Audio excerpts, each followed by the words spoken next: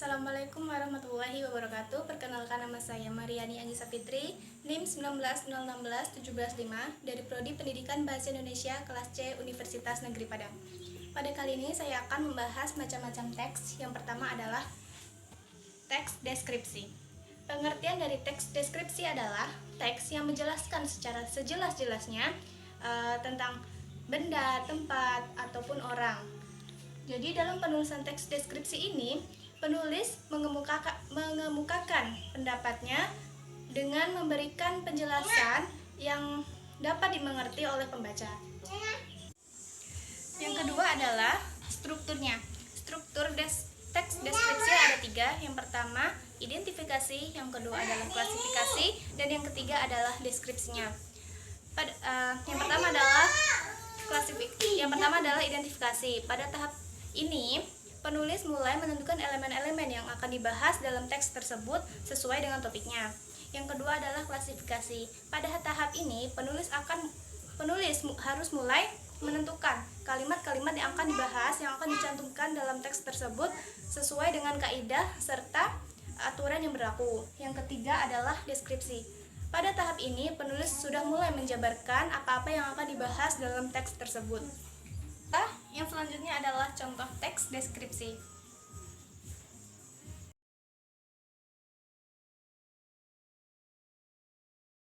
Selanjutnya, yang ketiga adalah ciri-ciri teks deskripsi.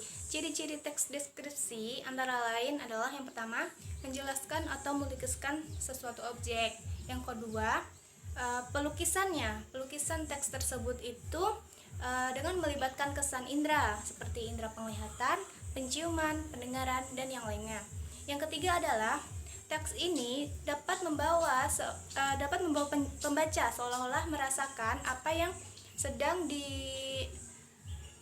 yang disampaikan oleh penulis dalam teks tersebut, sehingga pembaca dapat memahami apa yang dimaksudkan dalam teks tersebut. Pembahasan teks selanjutnya adalah teks eksposisi. Pengertian teks eksposisi adalah teks yang menjelaskan atau teks yang memberikan suatu informasi dan pengetahuan yang dilakukan secara singkat, padat, dan akurat. Dan yang kedua adalah strukturnya. Struktur teks eksposisi ada 4. Yang pertama adalah judul. Judul ini hendaknya menggambarkan suatu objek yang akan dibahas dalam pembahasan. Yang kedua adalah pernyataan umum atau tesis. Pernyataan umum atau tesis ini berfungsi sebagai bagaimana seorang penulis menyampaikan informasi dalam menggambarkan teks yang akan dibahas dan menempatkan pembaca dalam posisi tertentu. Yang ketiga adalah argumentasi atau alasan. Panjang pendeknya argumentasi ini tergantung bagaimana kita mengemukakan pendapat kita. Yang terakhir, yang keempat adalah penegasan ulang atau simpulan. Penegasan ulang ini sebaiknya dilakukan untuk menegaskan alasan atau argumen yang telah kita sampaikan pada bagian argumentasi atau alasan. Bagian penegasan ulang ini adalah pilihan, sehingga tidak semua teks eksposisi mengandung penegasan ulang atau simpulan. Baiklah, yang selanjutnya adalah kaidah-kaidah teks eksposisi. Kaidahnya yang pertama adalah menentukan topik, yang kedua adalah menentukan tujuan, yang ketiga adalah memilih data sesuai dengan tema, yang keempat adalah membuat kerangka, yang kelima adalah pembahasan, dan yang terakhir, yang keenam adalah simpulan. Baiklah, yang selanjutnya adalah jenis-jenis teks deskripsi. Jenis-jenis teks deskripsi ini ada 2. Yang pertama adalah teks deskripsi sugestif, dan yang kedua adalah teks deskripsi ekspositoris. Pertama, teks deskripsi sugestif adalah teks yang berusaha menciptakan penghayatan terhadap suatu objek atau subjek dengan menggunakan imajinasi sang pembaca saat membaca. Yang kedua adalah teks deskripsi ekspositoris. Teks deskripsi ekspositoris ini membuat pembaca mengenali bila bertemu, melihat, dan sedang berhadapan dengan suatu objek. Baiklah, yang selanjutnya adalah contoh teks eksposisi.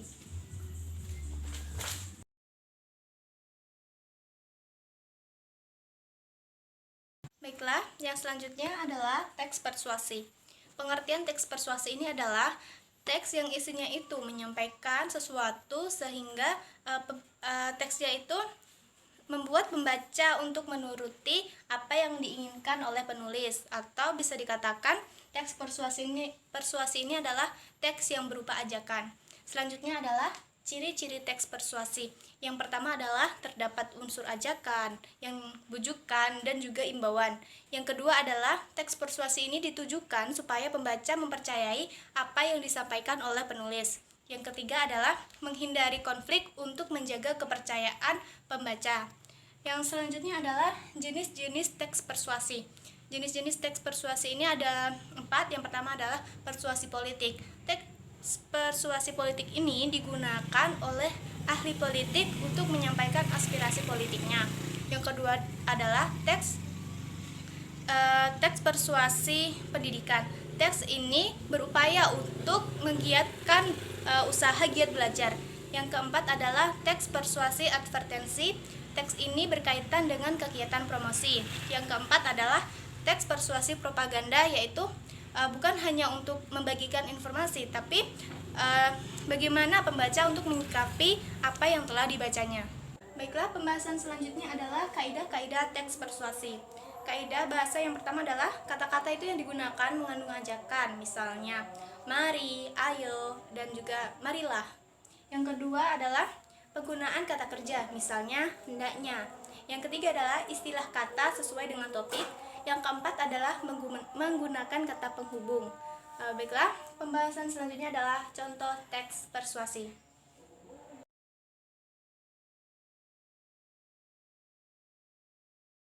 Baiklah, pembahasan selanjutnya adalah teks prosedur.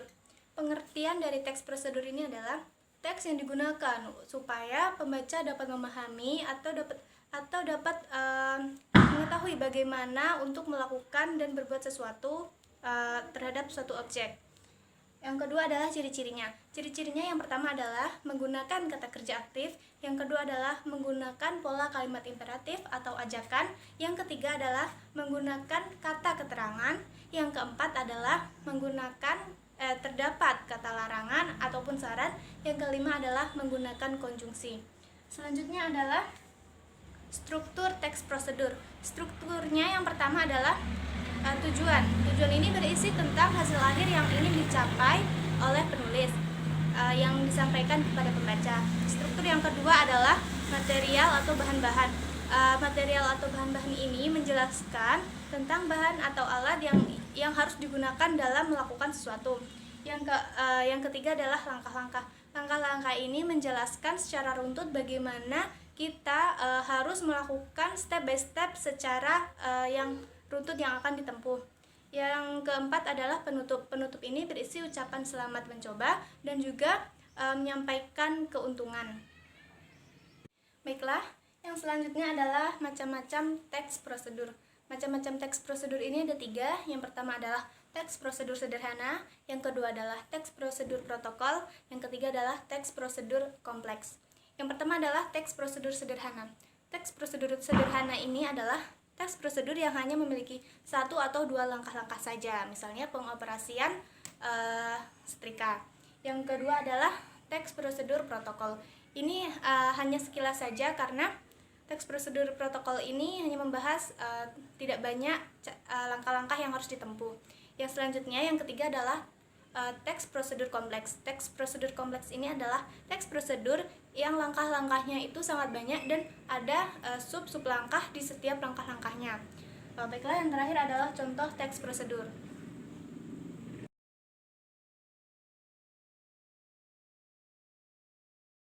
Baiklah, pembahasan teks yang selanjutnya, yang terakhir adalah pembahasan teks biografi.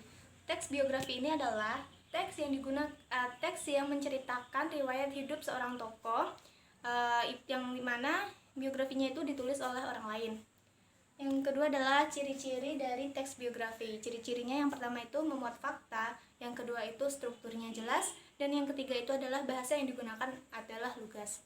Yang selanjutnya adalah struktur dari teks biografi. Strukturnya yang pertama adalah orientation atau orientasi. Orientasi ini adalah suatu pengenalan dari seorang tokoh itu, bagaimana dia lahir dan di mana dia lahir. Yang kedua adalah peristiwa dan masalah atau bagian isi. Nah, di bagian ini si penulis mulai menceritakan bagaimana kehidupan dari tokoh yang dibahas. Kemudian strukturnya yang ketiga adalah reorientation, yang mana reorientation ini adalah bagian penutup yang memberikan kesimpulan dari tokoh yang sudah dibahas.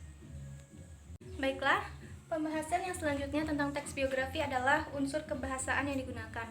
Unsur kebahasaannya itu ada 3. Yang pertama adalah kata hubung, yang kedua adalah rujukan kata, yang ketiga adalah penanda waktu, tempat, dan cara. Baiklah, yang selanjutnya atau yang terakhir adalah contoh dari teks biografi.